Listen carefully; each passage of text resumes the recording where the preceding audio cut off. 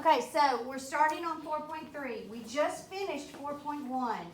You would think that 4.2 would come after 4.1, right? But 4.2 is, woo, it'll knock your socks off. So, because you just learned a whole entire section that took like 6 days, okay? So then I'm going to go to something now that'll make you feel a little more comfortable, because this is really a lot of this stuff you should already know, all right? So then I'm going to make you feel comfortable. You'll be like, oh, okay, I got this. And then, wham, I'll hit you at 4.2 after we finish this, okay? Yeah. It's been a bunch of weeks. All right, so here we go. Right triangle trigonometry. Okay, so listen. I know everything that you are going to learn, okay? I know the best way to have you learn it. I know little tricks that will help you so that you'll be like, what? Oh, I already know that. Didn't even know that I knew that, but now I already know it because I did something else. All right? So please do exactly as I say. All right? Please do exactly as I say. When I ask you to write something in a certain way, I want you to write it that way. Okay, so we're going to write the 6 trig functions. Okay? So these are the 6 trig functions. And I'm very particular in how I write them. Okay? We're going to write them like a horseshoe. Okay?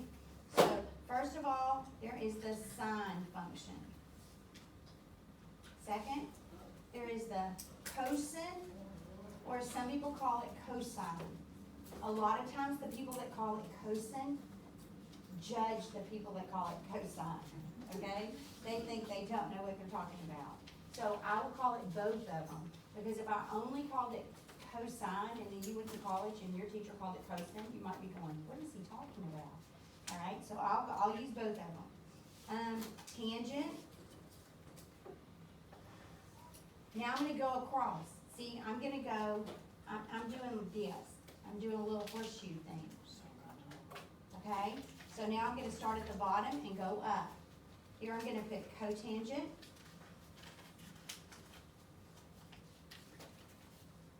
I'm going to put secant. And I'm going to put cosecant.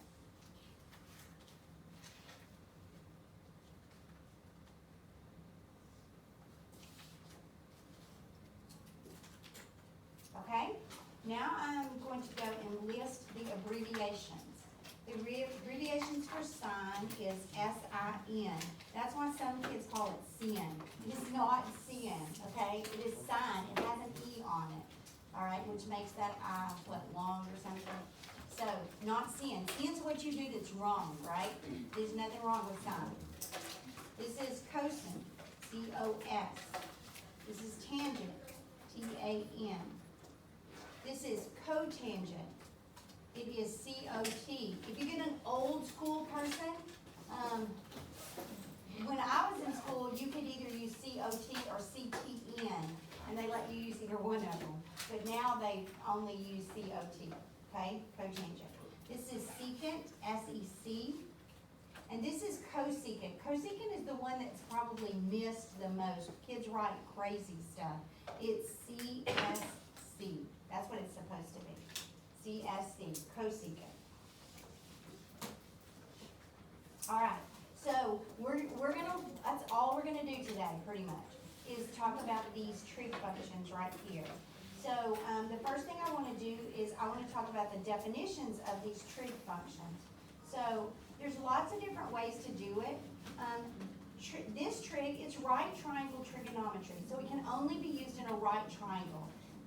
That changes a little bit later on. We'll show you some ways to do it in a not right triangle, but right now it's all in a right triangle trigonometry.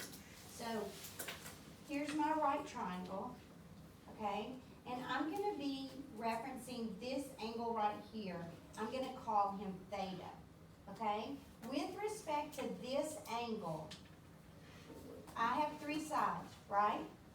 I'm going to give you names for the 3 sides, and then you tell me where they go, okay?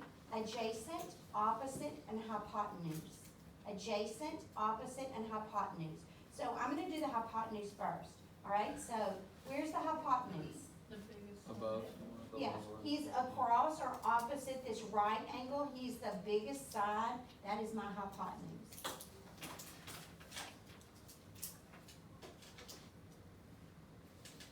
Okay, that's my hypotenuse.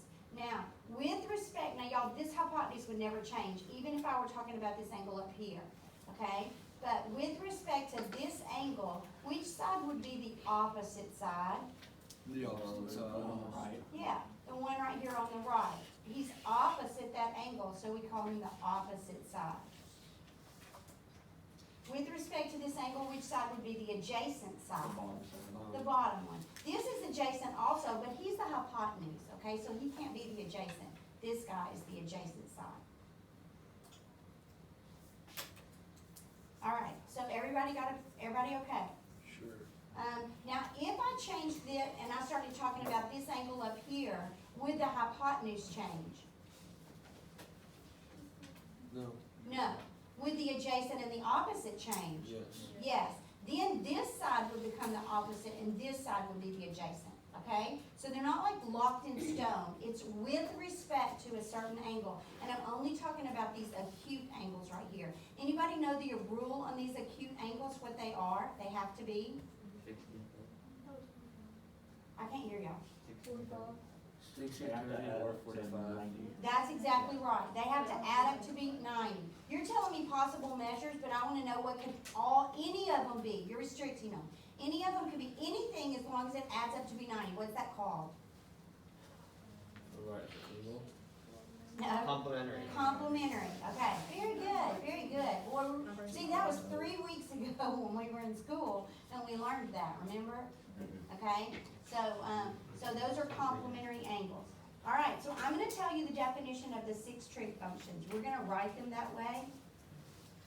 So definition of the 6 trig functions. I'm probably going to end up boxing it in, but here's the way we're going to write it, okay? I'm going to write it sine, cosine, tangent. I'm going to go back up the horseshoe, cotangent. It's really important that you write it this way. Don't be that little stubborn, knot-headed kid and say, I'm not writing it that way, okay? Write it because it's going to pay off in a little bit. Secant and cosecant.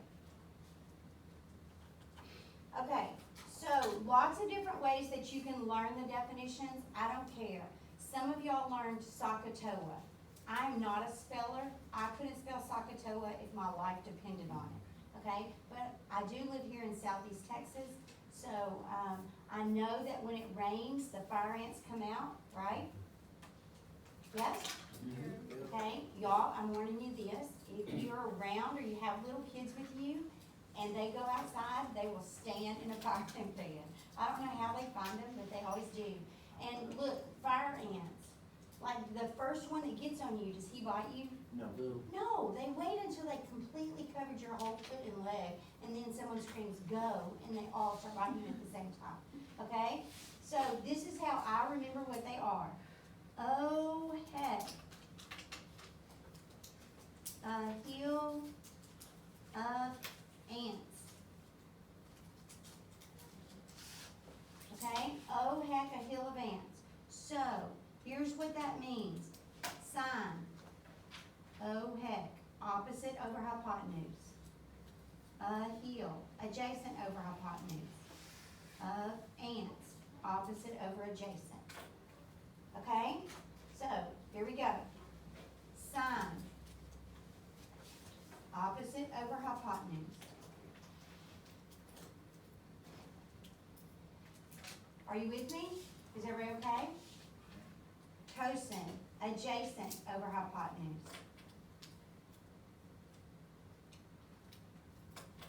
Tangent, opposite over adjacent.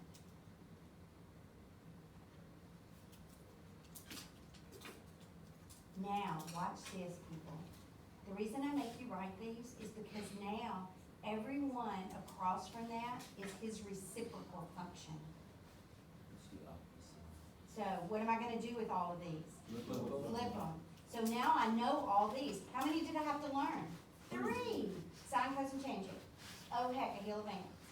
All right, so this one becomes adjacent over opposite. This one becomes hypotenuse over adjacent. This one right here becomes hypotenuse over opposite. And these are the definitions of the 6 trig functions. Okay? And you're gonna have to know that. Okay? But really, what do you have to know? Sine, cosine, tangent?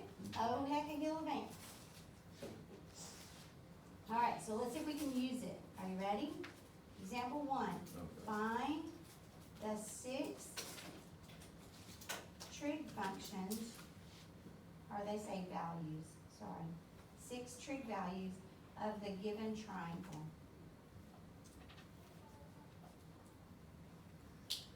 Okay, so they're gonna give me a little triangle. Gonna tell me that this is 3 and this is 4, and they want me to, here's my theta, okay? And they want me to find the sine of theta, the cosine of theta, the tangent of theta, the cotangent of theta, the secant of theta, and the cosecant of theta. You will write that enough today that you will have that memorized, so I don't even worry about that. Okay? So, the first problem that I see is that my triangle only is given what? 2 sides. 2 sides. But if you have 2 sides of a right triangle, can you always find the third side? Yes. Yes. Does it matter which side it is? No. No, it doesn't. What are you using? Pythagorean theorem. Pythagorean theorem. And the only thing that matters, the Pythagorean theorem is this: a squared plus b squared equals c squared. The sum of the side squares of the side of the legs of a triangle, sorry, messed that one all up. The sum of the squares of the legs of a right triangle is equal to the square of the hypotenuse. So the only one that really matters is c. You have to know where the hypotenuse is. So this is my hypotenuse. Okay? So I don't care if this is A or this is A. That makes no difference at all. The only one that's important is that you put the hypotenuse in the right place. So this is going to be 3 squared plus 4 squared is equal to c squared. Well, what's 3 squared? 9. 4 squared? 16. And what is 9 plus 16? 25. So 25 is c squared. Now what do I do? Yes?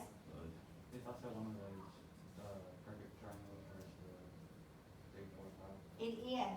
It certainly is. Okay, so, and we're gonna talk about those too. They're gonna come up later. All right, so we're gonna square root both sides, and c is equal to 5. That's called a Pythagorean triple. Okay, a Pythagorean triple. That's what Andy's saying. This is a Pythagorean triple. 3, 4, and this side is 5. Okay, so far, could you have done everything that I did on that paper? Yep. Okay, so the next thing I'm gonna do is I'm gonna shout it out. People, here we go. Oh heck, a hill of ants. Okay? So I don't write all the words out, I only write the first letter because that's really all I need. So here we go. I want the sine of theta. The sine of theta is opposite over hypotenuse. Here's theta, guys. What's opposite him? 4. What's the hypotenuse? 5. So it's 4/5.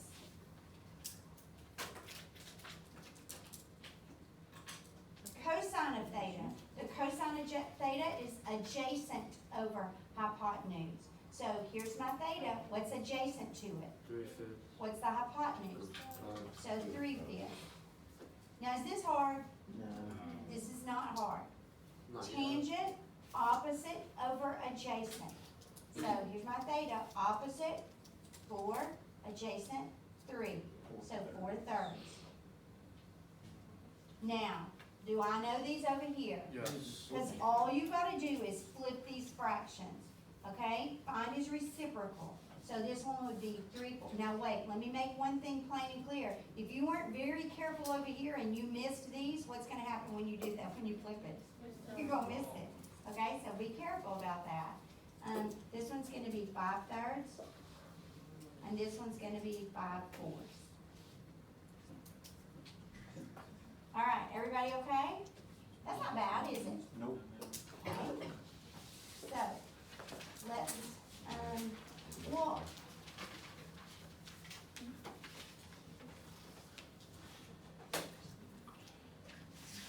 oh, I was going, what happened? I was missing it. I missed the page on my notes. I got these out of order. What? No, I'm not ready for one yet. But, so I'll just point you.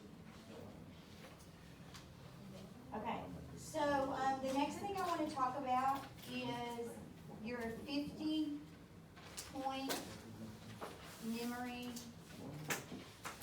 test. Okay, now first of all, let's make sure you understand this. The test on 4.1, which is what that worksheet, does everybody agree that that worksheet you turned in was all of 4.1? Yes.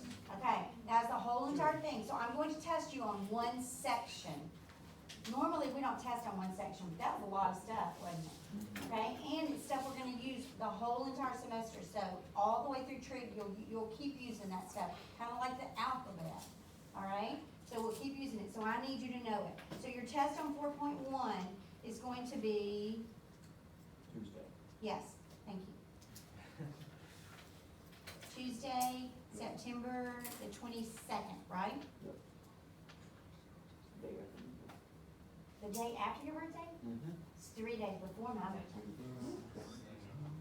All right, so here we go. Your 50-point memory test is going to be Thursday, September the 25th. All right, this is because next class period, I will give you back your worksheet. If you plan on being absent or something, then you need to, make sure somebody picks your worksheet up for you. Thursday.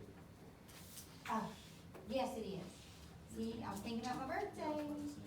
Not that, I mean, at some point, I think you should stop having birthdays, and I'm definitely at that point, but anyway, it is the 24th. Thank you, lady. All right, so, let's do this. Make sure you got this for a second. Understand, there was something I was going to tell you, I couldn't remember. Y'all, the absence, I know that you're not getting exemptions for attendance and all that kind of stuff, but the five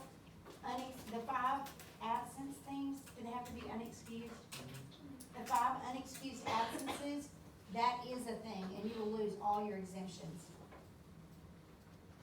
Everybody got that? Did it restart or did it just say? No, if you miss 5, if you have 5 unexcused absences, then, In any period. you're going to, that means if you have to go somewhere, you need to be checking in on Teams.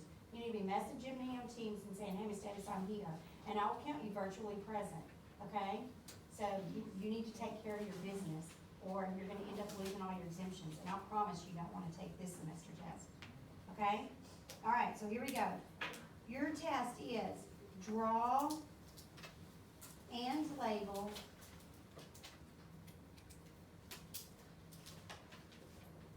the angles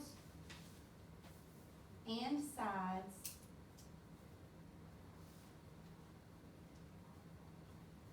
of the 2 special right triangles, then list the 6 trig functions of the 3 special angles.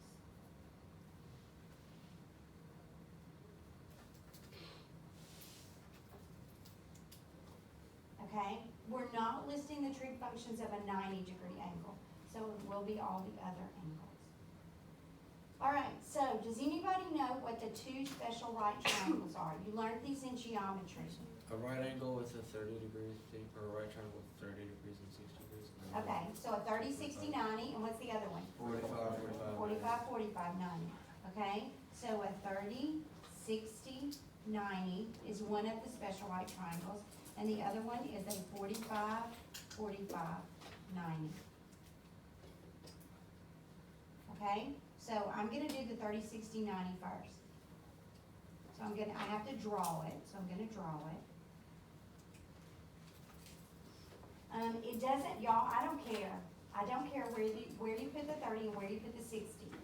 It looks like this is my 30 and this is my 60, but we're not going by looks, okay, because that's very dangerous. So, I'll just, you put them wherever you want to. It doesn't make any difference to me. What does make a difference is what sides, what numbers you put on what sides, okay? So the numbers that go to a 30, 60, 90 are 1, 2, and the square root of 30. 1, 2, and the square root of 30. Now, what we're gonna do is we're gonna use what you learned in geometry, that said the smallest side is across from the smallest angle. The largest side is across from the largest angle, okay? So, what is my smallest angle up here? 30. What's my smallest number up here? 1. So 1 goes here. Okay? Shortest side, opposite smallest angle. Okay? Obviously 90 is my largest angle. What's the largest number up there? 2. Very good. Very good. Because of the way, y'all look, the reason I wrote it this way is because that's the way my brain remembers it, okay? He says 1, 2, square root of 3. That's not in ascending order. That is not from smallest to largest, all right? So the biggest number here is 2, so the 2 goes here. The square root of 3 is like 1.4 or 1.7, I can't remember when y'all know. Okay, so anyway, so this is my medium number. He goes across from the medium side, so this is the square root of 3. Okay, so I'm gonna stop right here for a second and I'm gonna warn you. The biggest mistake is that kids flip these two numbers right here. If you flip those two numbers, then whenever we're fixing to go down here, and we're gonna list the 6 trig functions for the 30-degree angle and the 60-degree angle. And if you flip those two right there, you're gonna fail the test. Does everybody understand that? You will fail the test. So if you want to have a good check, because sometimes when you get stressed and you're in a hurry and you're a little nervous, do you do stupid stuff? You do. So one thing that you can do is you can go and see, does it make the Pythagorean theorem true? What's the square root of 3 squared? 3. What's 1 squared? 1. What's 3 and 1? 4. Is that equal to 2 squared? Yes. So he's good. If you flip those two, you're gonna say 4, 2 squared is 4, plus 1 is 5, and that is not the square root of 3 squared. Do you see what I'm saying? So there is a little quick check, and I'll show you something else too that you can do. All right, so here we're going to list the trig functions for a 30. So we're going to go sine 30, cosine 30, tangent 30, cotangent 30, secant 30, and cosecant of 30. And then, what am I gonna do? I'm gonna go, oh heck, a hill of ants. I'm gonna write this cheat down for myself, okay, until I don't need it anymore. There will come a time where you won't have to write that down anymore. You will know it, all right? So make sure you're looking at the 30-degree angle. Here's my 30 up here. Sine is opposite over hypotenuse, so what is that? 1/2. Cosine is adjacent over hypotenuse. Here's my 30 up here. What's adjacent to it? Square root of 3 over hypotenuse, 2.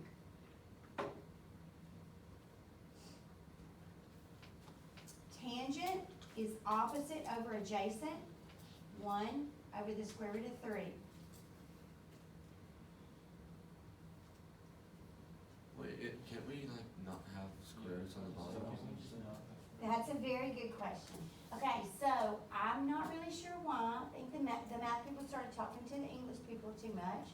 But in trig, it is okay to leave a radical on the denominator. Now, I know, it sounds a little crazy, and I'm gonna tell you this, that eventually, I will write it both ways. But right now, I'm just gonna leave it like this. But if you wanna write it as the square root of 3 over 3, then you can. But I'm just gonna leave it like this for the sake of it.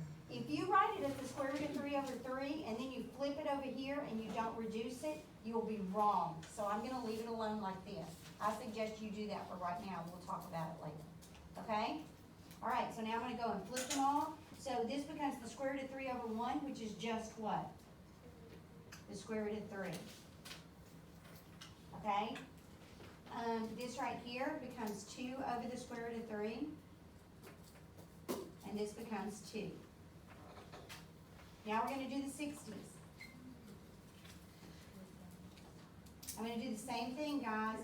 I'm going to go the sine of 60, the cosine of 60, the tangent of 60, the cotangent of 60, the secant of 60, and the cosecant of 60.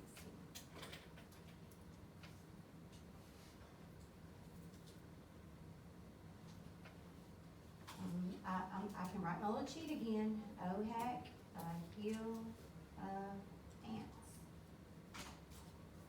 Now I'm thinking about this 60-degree angle right here, okay?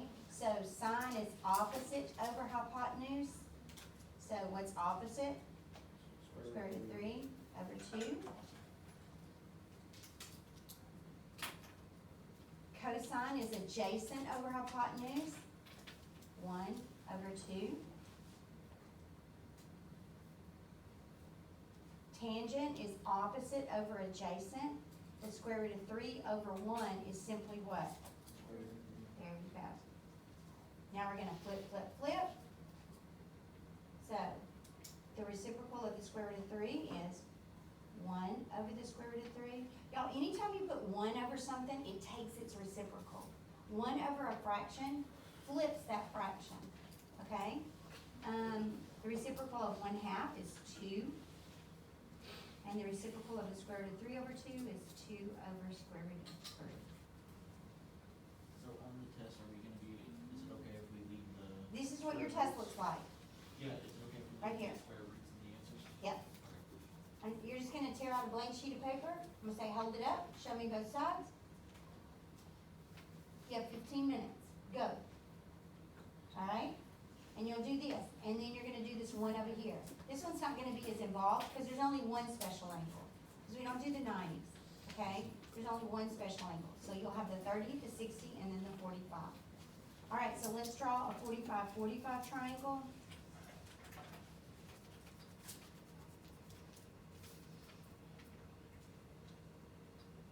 Now, there was also a postulate in geometry that you learned that if two angles of a triangle are congruent, then the sides opposite those angles are congruent, okay? So these are my congruent sides. These are the legs. That makes sense too, okay? Because their legs are the same length.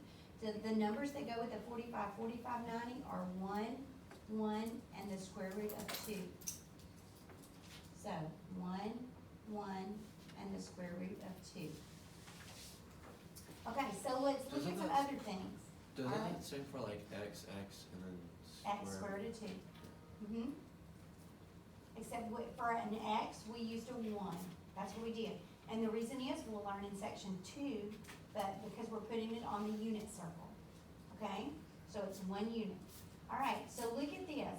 Look, here's what I told you was the biggest mistake. Do you agree? Flipping these two right here. Notice what numbers are on my hypotenuse.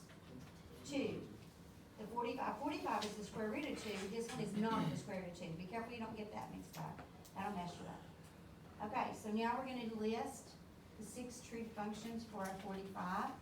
I'm going to do sine 45, cosine 45, tangent 45, cotangent 45, secant 45, and cosecant 45. I'm gonna do my little cheat again. Okay. A hill of ants. It doesn't matter which 45 you're looking at.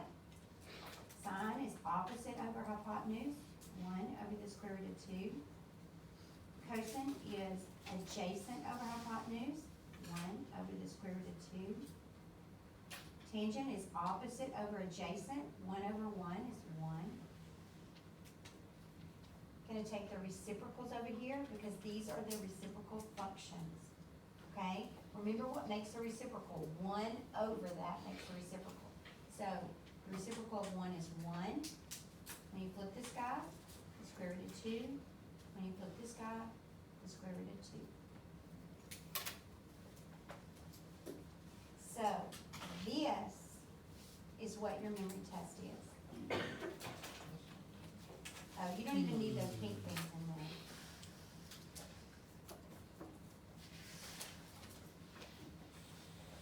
Okay, that's what you have to do on your memory test. On a blank sheet of paper, I'll write the directions on the board. It will say draw and label the angles and sides of the 2 special right triangles. Then list the 6 trig functions of the 3 special angles.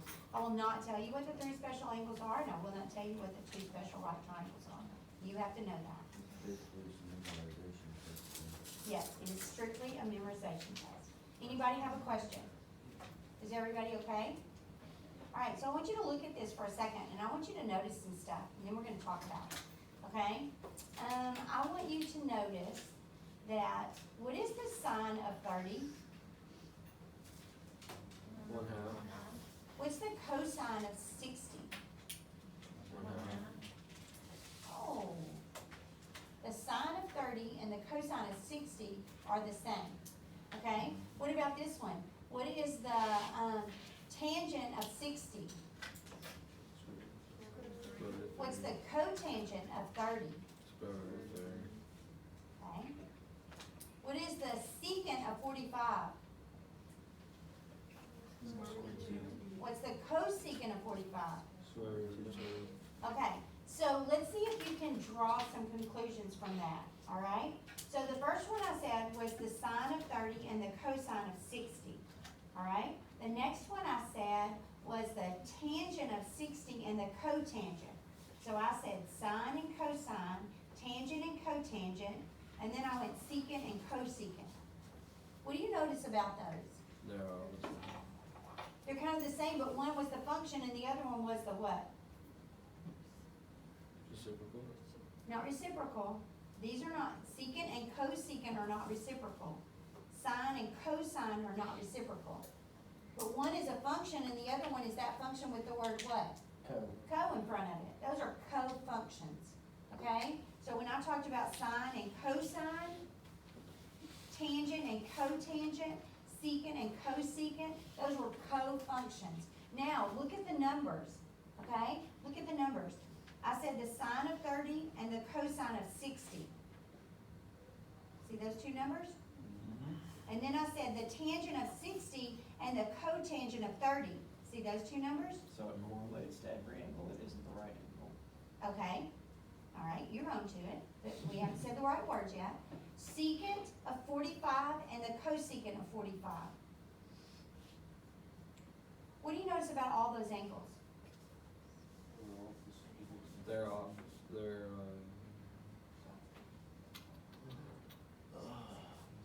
They're what? They add to 90? They add to be 90. What are they called? What are they called? Complementary. Complementary.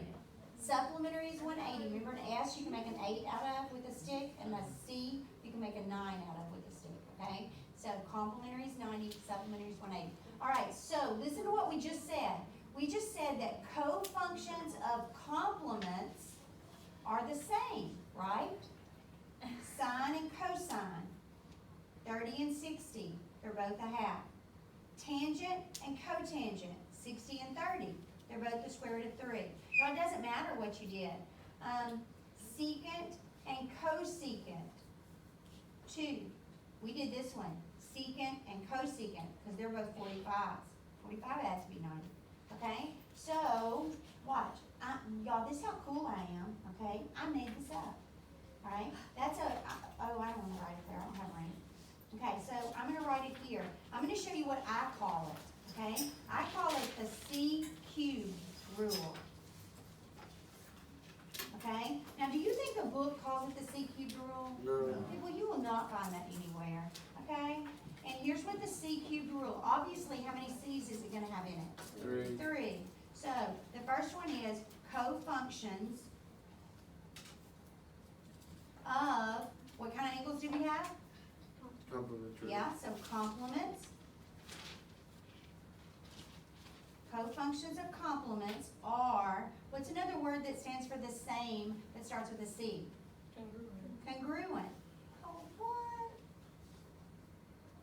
Okay, so when I was trying to learn all this stuff, and it had been since I was in college, 900 years, okay? So, I was trying to remember all this stuff, and that was one of the things that I was like, oh, okay, I got this. CQ, cofunctions of complements are congruent. Now, I'm gonna show you the way that the book writes it, okay? But before I do, I wanna point something out to you, okay? If I give you an angle, can you find his complement? Yeah. Okay, so what if I said the angle is 50 degrees? What's his complement? 40. 40. What if I said the angle was 20 degrees? What's his complement? 70. What if I said the angle was 60 degrees? What's his complement? 30. How are you finding it? By subtracting from 90. Yeah, subtract that number from 90. You go 90 minus that number. So anytime you say 90 minus the angle, did you hear the way I said that? Listen to me. 90 minus the angle, that gives me a complement. Do you agree? Okay, so this is the way the book tells you this rule. They say, did you know that the sine of theta is equal to the cosine of 90 minus theta? Okay? Did you know that the tangent of theta is equal to the what? Cosine of 90. No, no, no. Or cotangent. Cotangent of what? 90 90 minus theta. Okay? So do you see what we're doing? These are my cofunctions. These are complementary angles, people. That's how you told me you found a complement. You said 90 minus whatever this angle was. Okay? So this is cofunctions of complements are congruent. The other one is secant of theta is equal to the what? Cosecant Cosecant of 90 minus theta. But that's not all, people. That's not all. Because you can also write it the other way. The cosine of theta is equal to what? 90 minus the cosine. Mm-hmm. The sine of 90 minus theta. There's still cofunctions, okay? The cotangent of theta is equal to what? The what? Tangent, 90 minus theta. And the cosecant of theta is equal to the secant of 90 minus theta.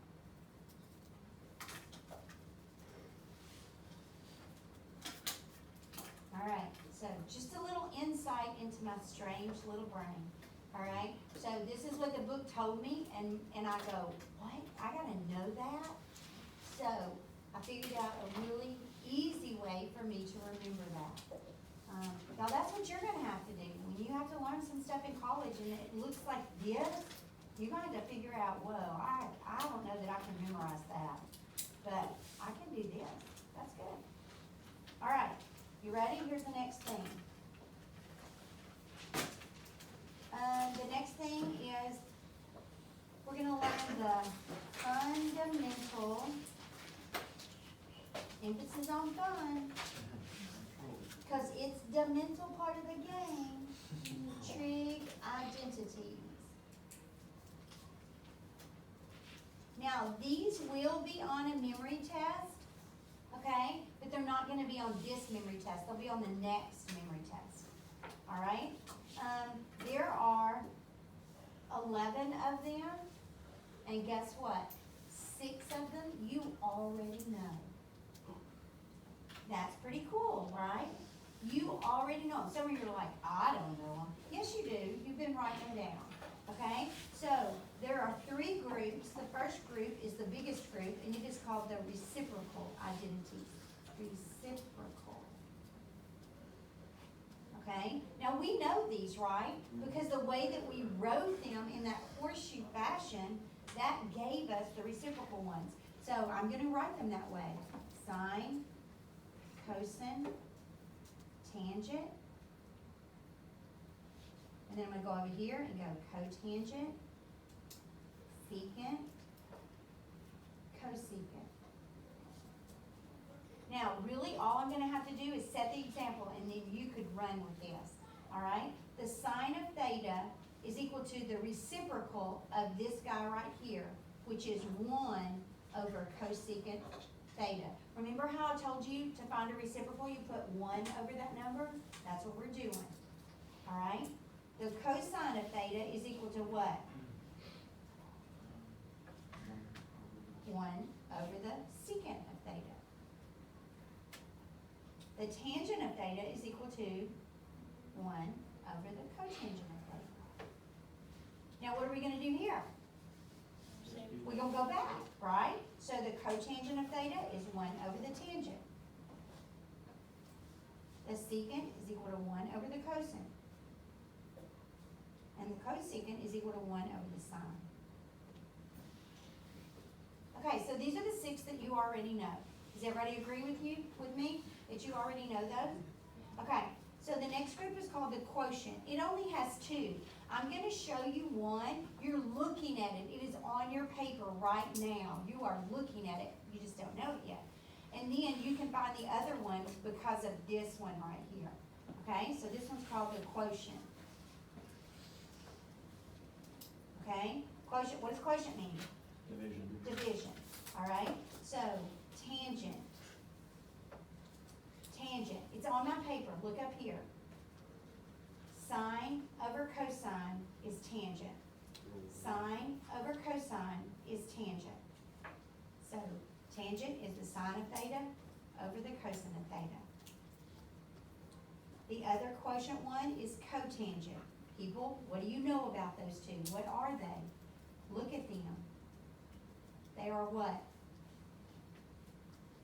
They're right across from each other, so what are they? Opposite. What?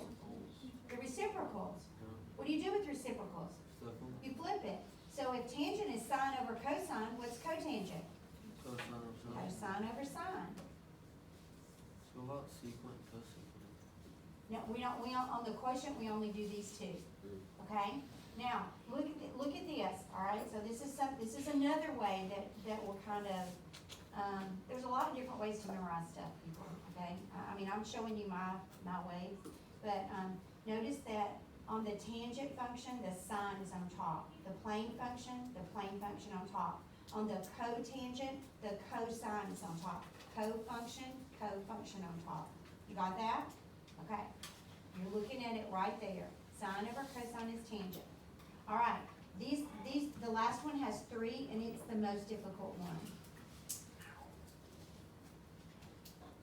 It's called the Pythagorean Identities. Okay, now obviously Pythagorean, my brain goes, oh, probably gonna have something squared. You with me? Okay, so before we do that, I wanna write this for you. If I want to square sine theta, if I want to square sine theta, would this square it? No. No. Okay, do you understand what this is? This is the sine of theta squared. It's not sine theta squared. What would I have to put around that? Parentheses. Yeah, you would have to put parentheses. People, math people, they wanna do it the fastest they can, all right? So we write it like this, sine squared theta. And that's what that means. It means the sine of theta squared, okay? But we write it like this. This means the sine of theta squared. Okay, last class I did it and then I told them that, but I couldn't hardly say it, sine theta squared. I kept messing it up, so I just decided to tell you in the beginning, because I don't say that very often.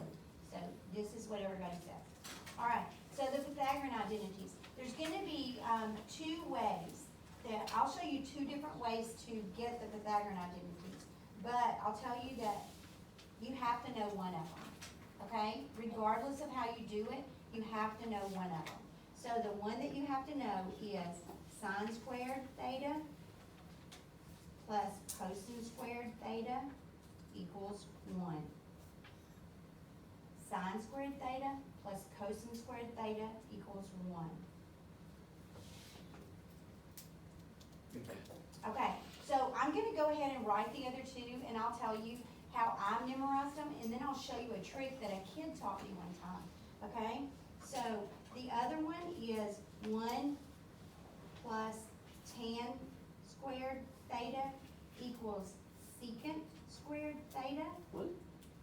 And the other one is 1 plus cotan squared theta equals cosecant squared. That looks like cosine.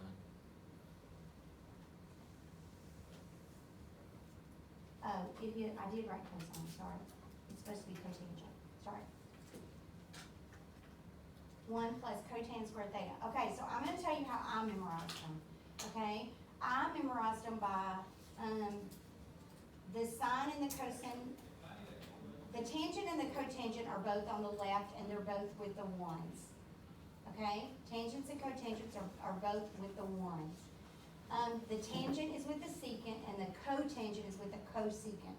So again, that functions with a function, cofunctions with a cofunction. Do you understand that? And then I just had to memorize it, okay? But then, I taught this kid, he came in my class one time, that he moved here from out of state, and he had, he wanted to take calculus, and the school balked because he did not have a PreCal class, and PreCal is a prereq for calculus. And he said, well, I took a PreCal class, but it was not called PreCal.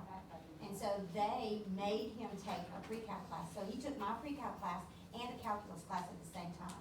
I mean, he graduated at the top of the class, so he's obviously very, very smart. So I made him sit back there with me, because it was like the first or second year that I had taught this. And I was like, hey, look, if you see something that you know that I'm not saying, tell me, you know? If you see a trick or you know a trick, tell me the trick. And he was like, oh, okay, okay. And so he showed me this trick. He said, if you take this one right here, this one thing, sine squared theta plus cosine squared theta equals 1. And you divide everything by sine squared, which is legal, right? What you do to one side, you do to the other. I divide everything by sine squared.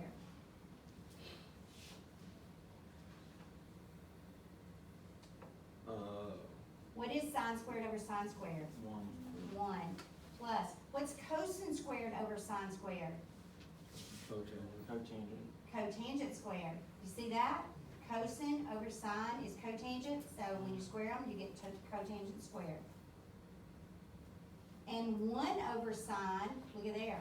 What's 1 over sine? Cosecant. Cosecant. So this is cosecant squared. And I was like, what? That is so stinking cool. All right? That is this guy right here. And then he said, but if you take that same equation, sine squared plus cosine squared theta equals 1, and you divide by cosine squared instead of sine squared, you get the other one. Huh. What is sine squared over cosine squared? 1. That's my tan. And cosine squared over cosine squared? 1. And here's my 1, where's my 1 over cosine? Secant. So this is secant squared. Pretty cool. That's my second one. Does it matter if we put the 1 first? Nope, it doesn't matter. And here's what's gonna happen, Grayson. They're going to take these equations right here, and they're gonna write them a lot of different ways, okay? Like, they might take this second one right here, they might pull this tan squared over here, and go secant squared theta minus tan squared theta equals what? 1. 1. So you could write it a whole bunch of different ways, and they will do that and try to trick you, okay? But eventually, here's what you have to do. You have to know this right here, okay? You have to know all of those trig identities. All right, anybody got a question? Okay, so we're thinking this test will probably be the next week, which will, yes, right, will be the last week of the 6 weeks, which means I will not do it on a, like a Thursday or a Friday, okay, because I'm trying to learn my lesson. All right, so do I have 2 more problems? Yeah, 2 more problems. problems to work and then we're finished. Alright, so I think we can do this. Yeah. So example 4.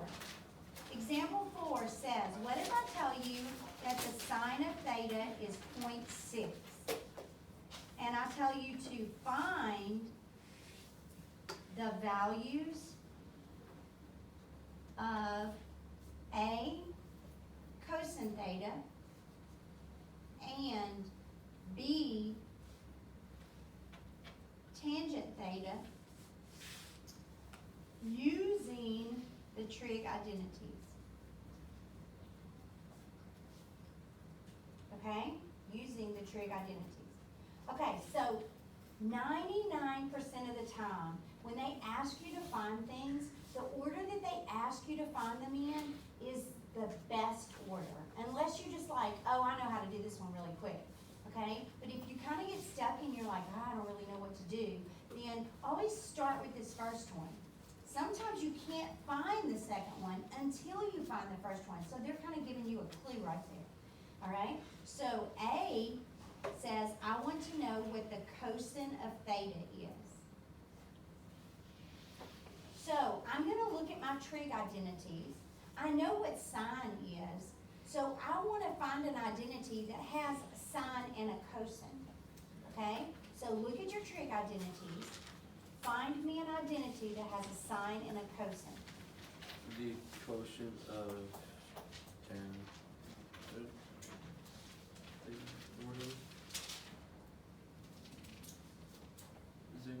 What? The quotient one for tangent.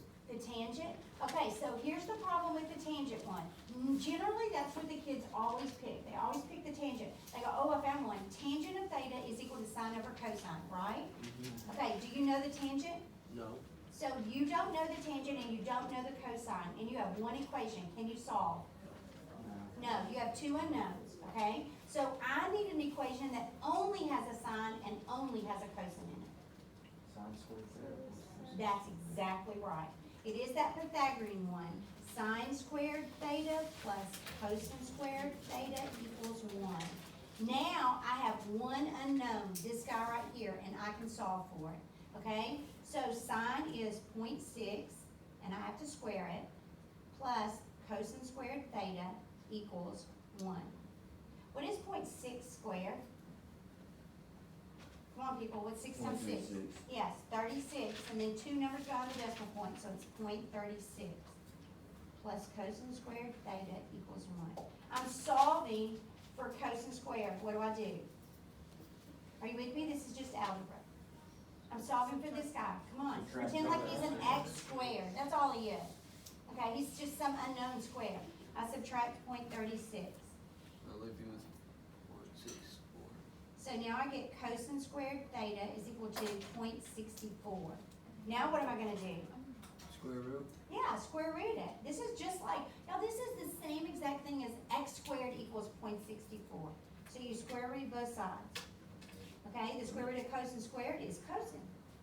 What's the square root? Look, use your skills right here. Ms. Davis, wouldn't that be a negative 64.64? No, 1 minus 0.36, $1 minus 36 cents, 64 cents.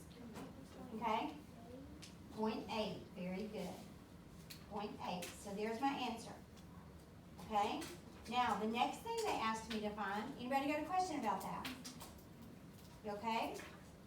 All right, the next thing they asked me to find was the tangent of theta. Okay? So can anybody find me an identity? And look, I know what the sine is and I know what the cosine is. So you can do the quotient one.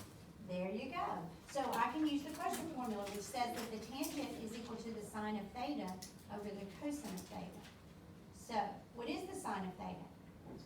0.6 over 0.8. Is this legal? No. People, that is not, you would get put in jail for that. Oh, mark that wrong. You can never, ever put a decimal within a fraction or a fraction within a fraction. I would just pop this in my calculator, okay, and tell you it's 0.75. Couldn't you just like, I was gonna say, couldn't you just multiply by 10 and it's 6/8? And then it's 3/4. And then it's 3/4, which is what? 6.75. There you go. Or you They can do- gave me a decimal, so what? You can. I can give them a decimal, but yes, you can.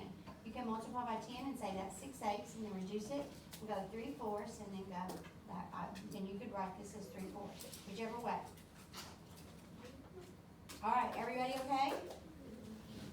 Okay, so I have about 15 minutes left. I'm gonna work two problems, okay? Before I work these two problems, I just want to assure you that, first of all, you're not gonna know what's going on. Second of all, very few of you are gonna go, oh yeah, okay, I got that, all right? Third of all, most of you will say, that's the stupidest stuff I've ever seen. Why are you doing that? You already know what the answer is, Ms. Davis, why are you working, okay? But it's gonna come back, it's gonna come back, okay? So I'm just kind of introducing it to you right now. So example 5. A, this is what they told me. Cosine of theta times the secant of theta is equal to 1. Okay? This is called proving trig. It's proving using trig identities. Okay? It's proving, I want to prove this statement using the trig identities. So all I'm really doing is I can use anything from this paper, any bit of knowledge that I have that I know is true, okay? And what you want to do is you want to make one side look like the other side. Well, people, here's the first rule. Always start on the messiest side, okay? It's going to be easier to clean up something messy than it is to mess up something that looks nice, all right? So what I want to do is I want to figure out some way that I can rewrite this. I'm going to try to get 1. Yes? Well, cosine is equal to 1 over secant, and since they're reciprocals, Very good. Cosine is equal to 1 over secant theta. And then I'll leave this guy alone. And then what happens to those secants? They cancel out.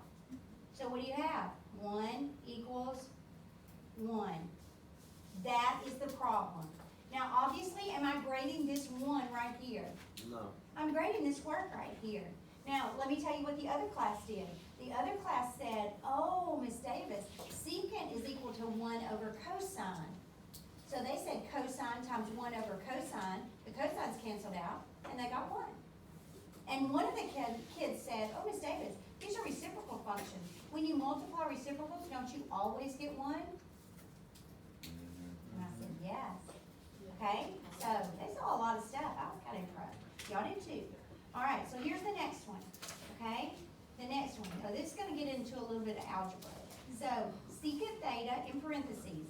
Secant theta plus tan theta. Close the parentheses. Open the parentheses. So we're multiplying. Secant theta minus tan theta equals 1. Okay, so my first question is this. These are two binomials. Yep. Is there a relationship between them? Yes. Yes, they're at the same first term and the same last term and a different sign in between. Does anybody remember what they're called?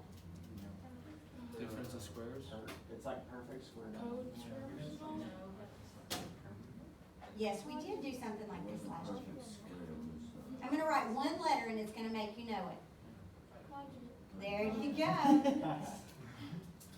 Okay, see, I know my crowd, people. I know my crowd. These are conjugates. Conjugates are the same first term, the same last term, and a different sign in between. Okay, and when you multiply conjugates using the full method, the inners and the outers do what? Cancel. Yeah, they cancel out. The inners will give you a plus tan secant, and the outers give you a negative tan secant. And so what happens, and that's what your brain was saying, oh, you get the difference, it's the difference of two perfect squares. So what happens when you pull it is you square the first minus square the last, because the inners and the outers disappear. So you end up getting secant squared theta minus tangent squared theta. Okay, are you with me? No. No? Okay, if you fold this thing, you got first times first. What's first times first? You're just writing too fast. Oh, I'm sorry. All right, now are you with me? Yeah. Okay, so anytime I see this, I would like for this to be 1. Do you agree? Yeah. Anytime I see squares, my brain goes, oh, that's probably a Pythagorean identity. Okay? So I'm going to look for a Pythagorean identity that has secants and tangents.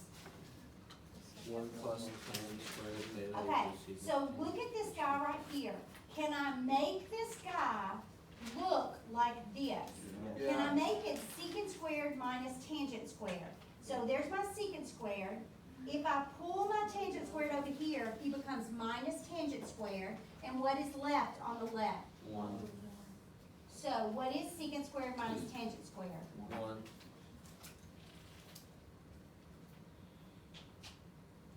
Okay, was I right? Are you going, that's so stupid? No, my brain hurts. Okay. That's just geometry, right? Yeah, they're a little bit strange. Some of you, when we do these, we're gonna do a test and it's just basically on all of this. That's all it is, okay? And some of you are gonna really like it because it's like a puzzle, and some of you will not like it, okay? I'm through for today. We will pick up here